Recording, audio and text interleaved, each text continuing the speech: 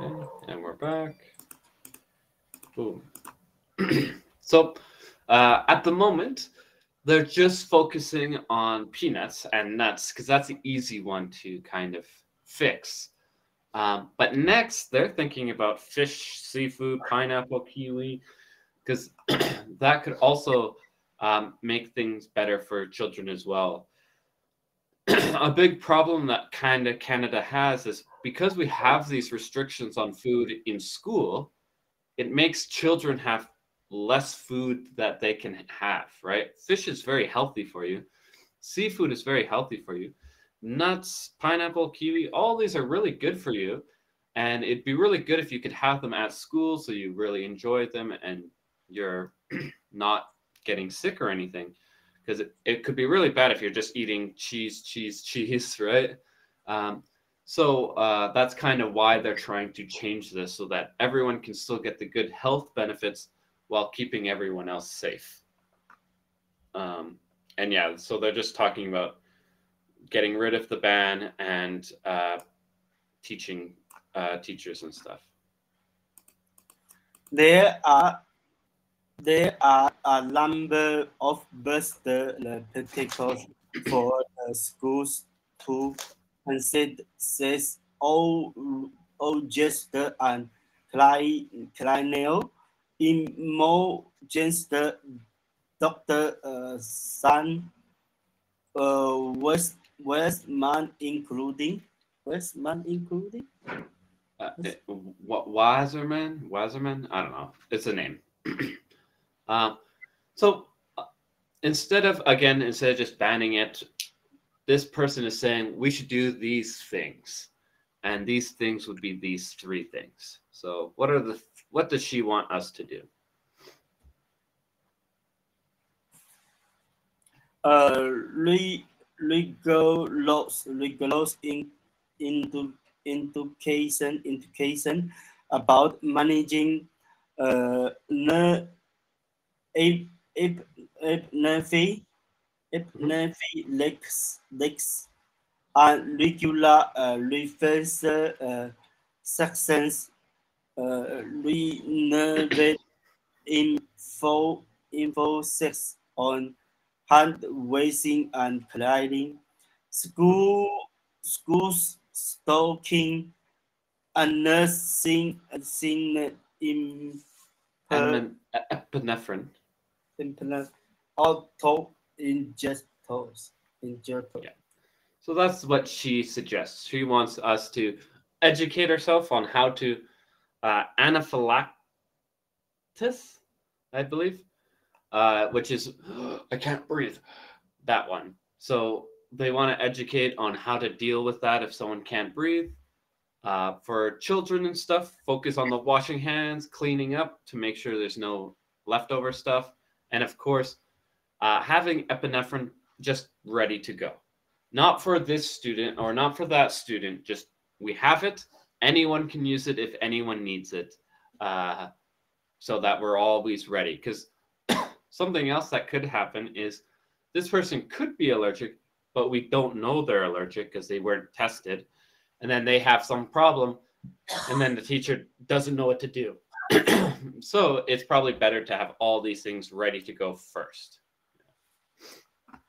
In 2021, the McMaster University proposal led on the international panel that the published a series of the recommendation about managing food all just in school and child are setting after 5 years of the nursing evidence-based research on the topic. Mm-hmm. Yeah. So these people are just saying that, hey, we've done research for 5 years now to try to figure out what would be the best way to deal with allergies in school. Obviously, children aren't the smartest, right? Especially if they're young, like 7 years old and stuff, and they might do something bad by accident. But even the older students might do something bad by accident. A lot of stuff like that. So for 5 years, we've studied this and trying to figuring out what's the best path, what's the best way of doing this. We are covered about the need for more and better quality research on the topic. The panel said the evidence reviewed doesn't support blanket food restrictions. Yep. So after those 5 years and researching, they still want more research. They want to go longer, maybe 10, forever, probably. But from what they found in 5 years, doing a ban on food doesn't always work because some students will bring it anyways. And if you just have a ban, you're not like looking at all the children's food to see what they bring, and that could be kind of bad. Yeah.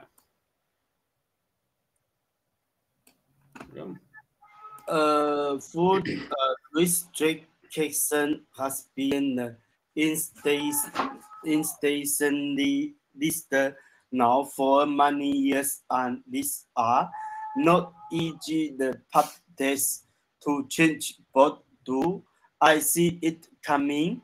Yes, in all likelihood it will. Said was the man be said in Hammondon Old. Hammondon Old. Yeah. Oh, Ontario, right? Ontario. So they're talking about south of Toronto, like Toronto, Hamilton, right here. Basically, they're saying, obviously, this is not going to be like easy because we've said no stuff for years. Like again, when I was in school, I think I was allowed to bring peanuts to school until I was 8 years old, and then when I turned 9 years old, no more peanuts. So basically, 15 years ago, we've had this ban forever. So finally, they're like, yeah, I know it's going to be hard. People probably aren't going to say they want this. However, we are probably going to move in this direction because that's what the data says, and we should do that.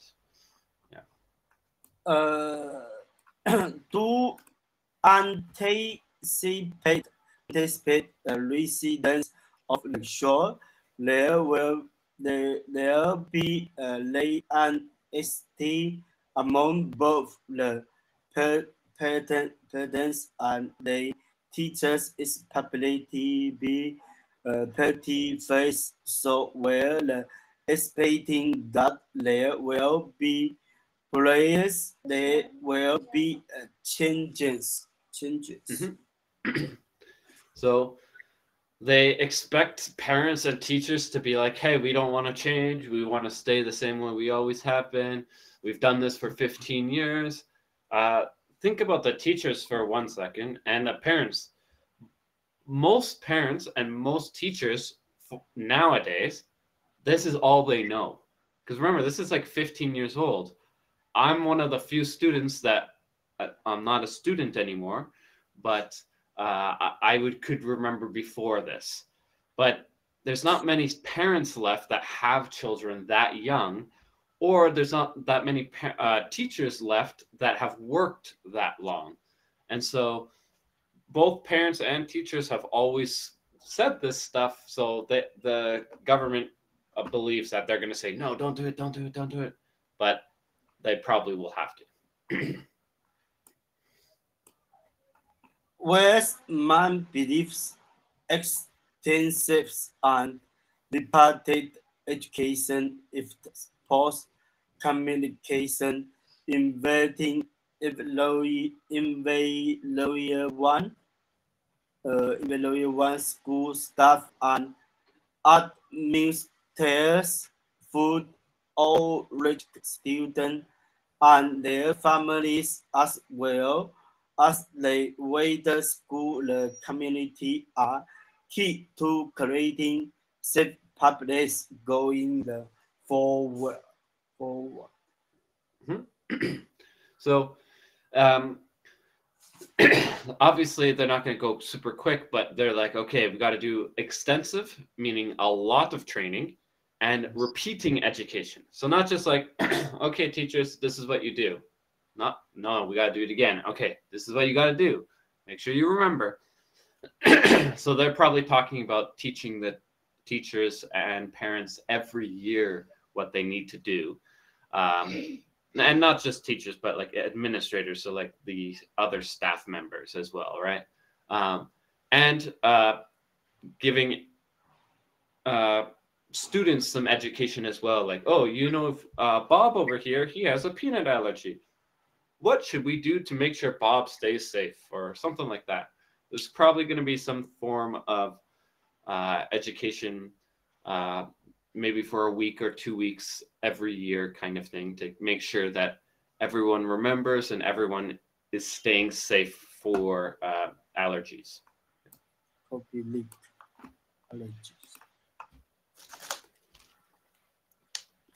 We all have the same aim in mind. We want to give food allergic children safe, he said.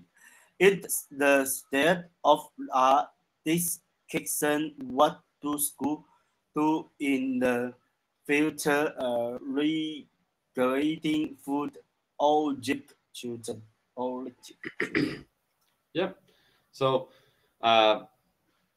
as long as we're both trying to help children, eventually they believe that the teachers and parents will understand what they're trying to do. Because it's not like they're like, hey, let's get rid of the peanut ban, and good luck. They're actually trying their best to make sure there's safety involved. And so eventually they think that because of all of that, we can work together to figure out what we need to do to fix all of that. One of the mentally 3 million Canadians affected by food allergies. There are about 600,000 school-aged children and teens under 19 states. Jennifer Greatest Active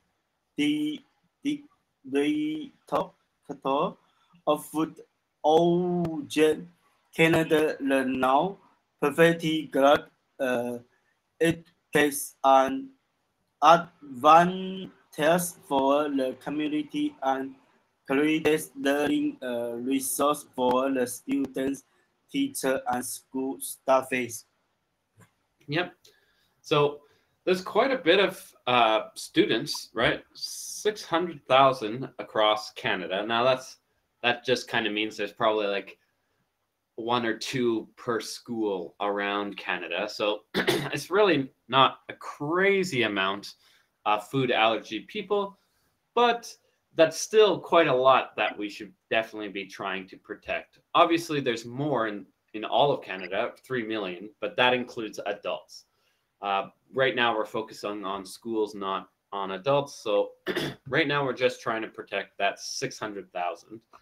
And yeah, there's a lot of groups trying to educate and advocate to help these students, teachers, etc. They're trying their best to make sure that all of these students are safe in their schools. Yeah. Some provinces and regions compare education artists to stability and maintain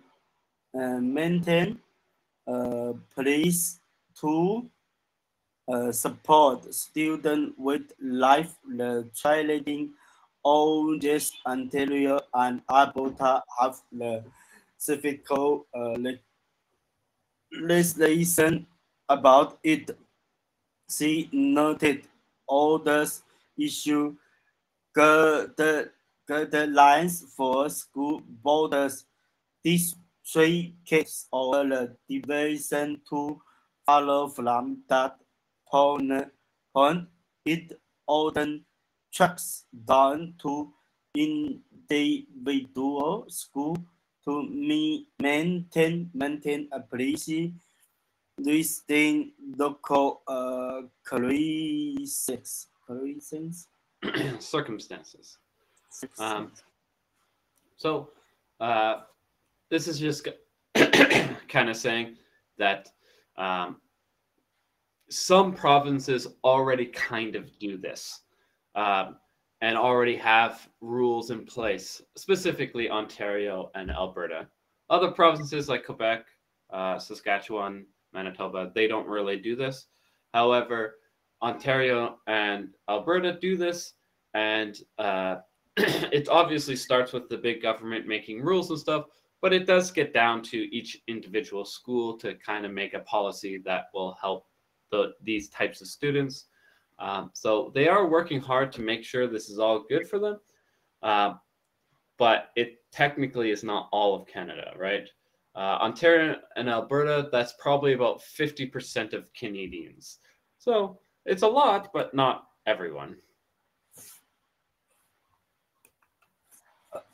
Edmonton Public School, for the instance, operates under a slight faster decision-making model where the parcels make decisions for a school and our classroom. All the passes based on the needs of students and staff are spoken, space, and taught CBC News. Yeah. I guess for Edmonton specifically, they have a like student-based policy. If we know that you have an allergy, we're going to focus on that area, right? So let's say this school, there's no students with allergies. Okay, we don't care. You do whatever you want in this school. But if this school or this classroom has stuff, we're going to focus all of our money onto this. That's kind of their idea. If we know you have an allergy, we can focus all of the money and safety towards that student rather than doing like a big giant thing, saving money while also protecting the allergy students. That's kind of their strategy. Rather than just going like, okay, everyone has to do this. Yeah. Oh. Okay.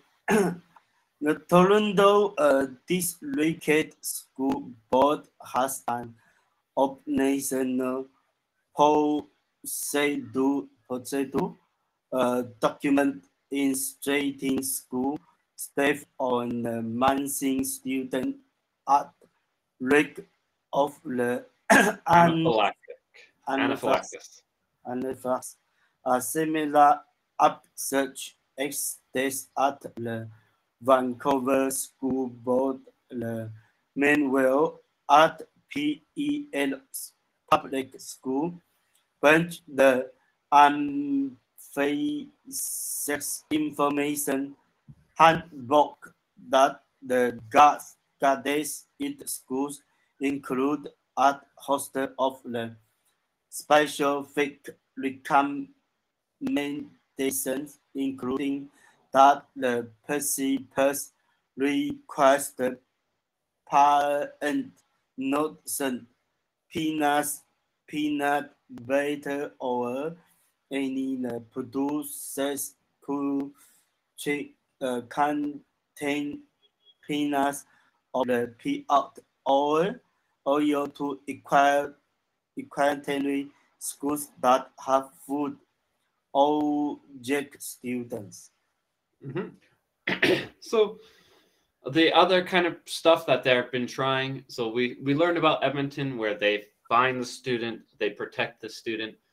Toronto, Vancouver, and PEI, it sounds like they are focusing on teaching students, teachers, and workers at the school how to deal with someone, I can't breathe, right? If they do that, what do we have to do? Okay, find the EpiPen. Make sure they're relaxing. They're trying to blah, blah, blah, like whatever. I don't know exactly what they have to do, but they're just saying that that's their strategy. We're going to teach you how to save someone who ate a peanut by accident. Obviously, we're also going to say don't bring it just to be safe, but just in case something does happen, someone brings peanut oil or peanut butter or blah, blah, blah, the students, teachers, and staff know how to save the person that's dying. So, well, there are no law specifically stating there this food must be beneath breeders expanded restraints are usually something that individual schools have the demand to apply for legislating. So, generally, it's not the government or the province or blah, blah, blah that is deciding that we need to ban this. Generally speaking, it's the individual school that's saying, hey, we need to ban this. So it seems to be a bit more localized. However, it doesn't feel that way because basically everyone is just saying, hey, ban it all. Almost every school says ban it, even though the government doesn't say it. So it's a bit weird there. Yeah. Oh, this is just some food.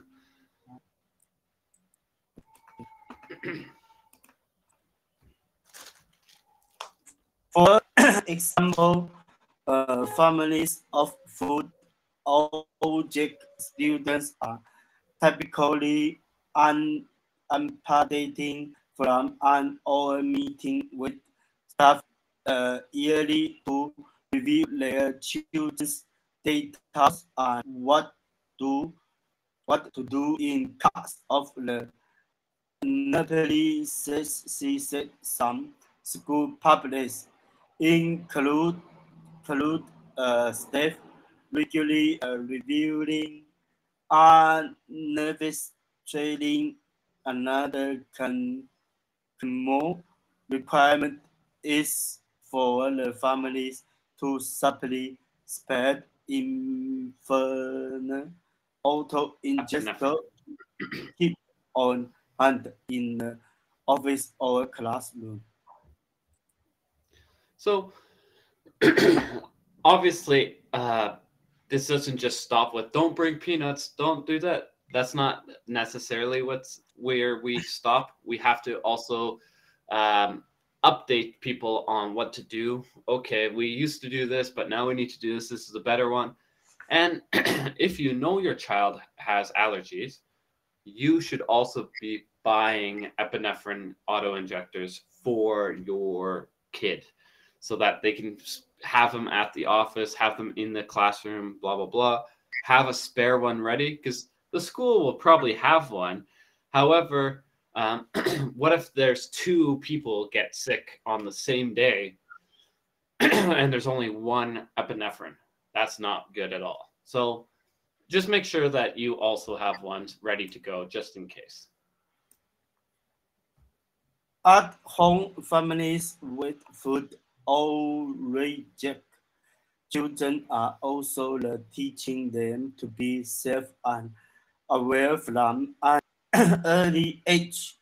Grades set including the diligent handling the washing before and after eating, always cleaning, expert checking ingredient labels and delighting food from others or checking with an adult before party aching. Yeah, partaking. Basically saying, hey guys, make sure you're also washing your hands because what if you get a little bit of peanut on your hand and then you eat something without peanuts and you eat it, that little bit of peanut on your hands could cause you to get sick. So make sure you're washing your hands. Again, carry around your EpiPen just in case. You never know. Make sure you're checking the labels like, okay, so this has this, this, this. And of course, don't take other people's food. You don't know what's in their food. You know what's in your food. Trust your food. Don't trust someone else's food. Yeah. Restricting or the for pro beating foods like the peanuts and three nuts is just one instrument in a larger top box of the risk mitigating measures. School officers can use one that grade acknowledge that the participants may be reluctant to let go of the cast of the youngest student or because their school lacks resources in the employment or the main source. Main source? Measures. Mhm. So yeah, they're just saying that obviously banning food that's one thing we can do, but there's so much extra. We should be trying more things. However, we do understand that principals, teachers, and stuff will be very worried about the younger students. Obviously, if you're in grade 8 and you're 13 years old, you're probably smart enough not to eat peanuts, right? You're probably smart enough not to be really worried about that kind of stuff. But what about the youngest students, like the 4-year-olds, the 5-year-olds, the 6-year-olds? When does it become kind of safe for them, where you can trust them a bit more? So that's kind of the issue that a lot of students, or not students, teachers and principals will be worried about, is the younger students. For instance, adult sublesion by Stephen Chan in recording and recording to uh, is on the highly become net repairs to studying short age my elementary schools it older students who much younger ones do time. Lunchtime. So right now, especially in the countryside, we've talked about this before, there's not a lot of teachers. So one teacher might be watching 200 kids at lunchtime. So what a lot of schools are doing now is the grade 8s are looking at the grade 1s to make sure that nothing bad's happening. So the older students are helping the teachers, but we can't really expect grade 8s to know how to save someone from choking or whatever. So it's good that they can watch, but we need more teachers or more people to help them. Yeah. The idea of school lifting not the restrictions is likely aligning for many food audience clients their patterns expectos in the nation food bans create a first sense of the safety. So the reason why just banning food can be very dangerous is it makes people feel safe. So, oh, I'm allergic to peanuts, but there's a peanut ban. So I can try my friend's food. I can do this. When they don't realize that you never know that what your friend might have. And that's kind of the issue. It's not so much that, oh, this person's going to do it on purpose, give you something bad, but they're just saying that you never know, right? It's probably better to train people rather than ban things. You know, I think we're out of time now. Okay. See you after. Yeah. I'll see you afternoon. Bye.